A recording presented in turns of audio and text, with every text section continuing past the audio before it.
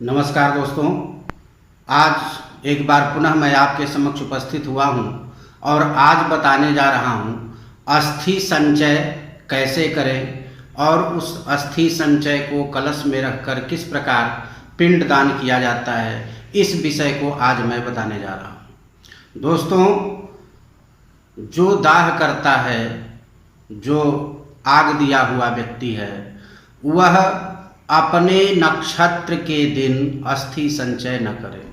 इसके अतिरिक्त शनिवार, रविवार और मंगलवार, ये 3 दिन छोड़कर किसी भी दिन अस्थि संचय करना चाहिए।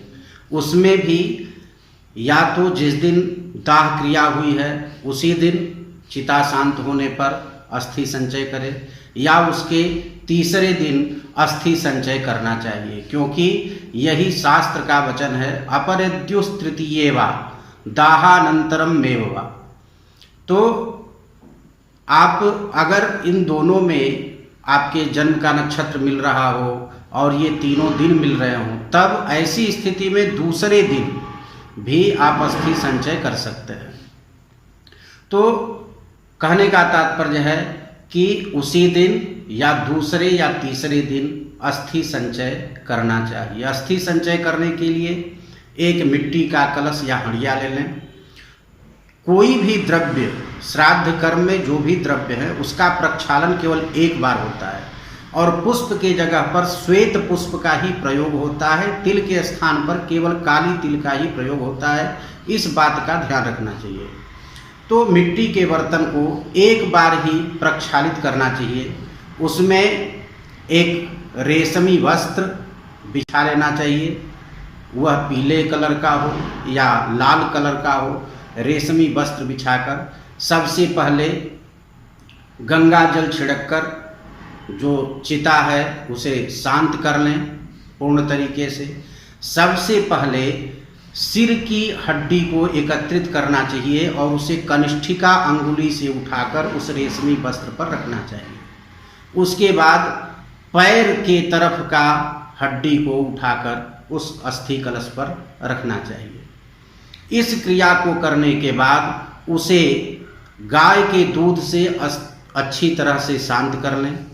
उस पर थोड़ा गाय का घी भी रख दें, घी से भी उस हड्डी को तर कर दें। कोई ज़रूरी नहीं कि बहुत हड्डी लेनी है, थोड़ी सी हड्डी आप उठा करके रख लिए अस्थि संचय के निमित्त, और उसके उपरांत उसको दूध से शांत कर लिए, घी से शांत कर लिए।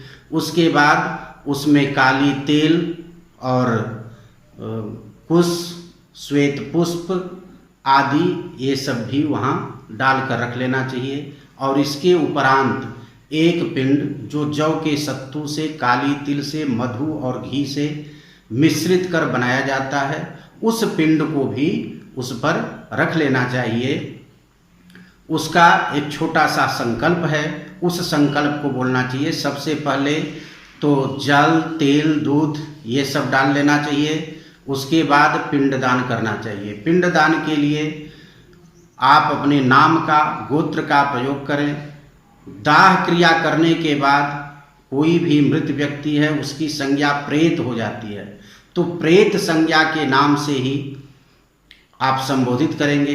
प्रेत का नाम लीजिए। उसके बाद शास्त्रोक्त फल प्राप्त्यर्थम अस्थि संचय निमित्तक एष पिंडः ते मया दीयते तवोपतिष्ठताम, यह कहकर उस पिंड को यहाँ तर्जनी और अंगुष्ठ के बीच से आप कुसा पर छोड़ दें। जो कुसा आप रखे हुए हैं, कुसा को रखने के बाद उसको अच्छी तरह से वस्त्र को लपेटकर गांठ दे दें और उसको फिर से दूध से और घी से थोड़ा सिंचित कर दें उस पोटली को।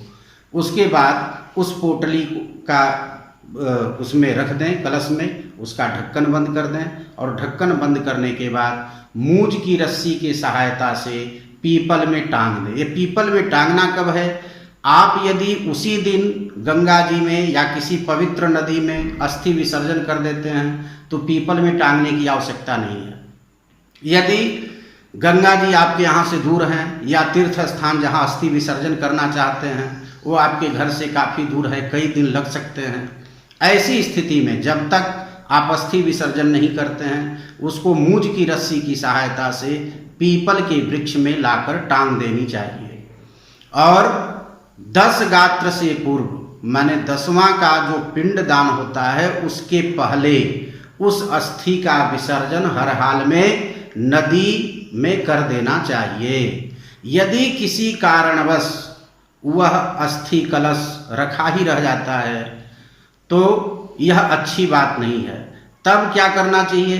अब मान लीजिए आप अस्थि विसर्जन किसी नदी या गंगा जी में नहीं कर पाए, तब कहीं साफ जगह जाइए, जहाँ क्षेत्र हो, खेत हो, वहाँ एक प्रादेश मात्र गड्ढा खोदिए, एक प्रादेश मात्र गहरा, जिसमें वह घड़ा स्थापित हो सके। उसमें हल्दी छोड़ दीजिए और पीला वस्त्र बिछा दीजिए।